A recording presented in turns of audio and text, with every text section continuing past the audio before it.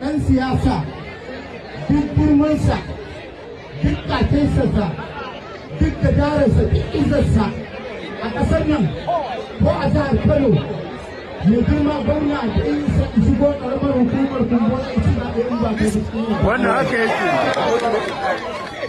Idan ya shirya mun shirya. Idan bai shirya ba mu idan aka ce da hije ka gani a zaɓe idan ya zo mu bai gani. Saboda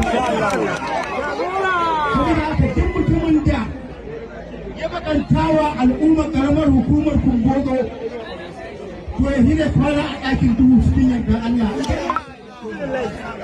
Saboda haka mai girma gwamna muna daɗa tabbatar maka da cewa duk girman mutum a siyasa a jihar Kano mu a gurin mu kafin shi kowa ne shi.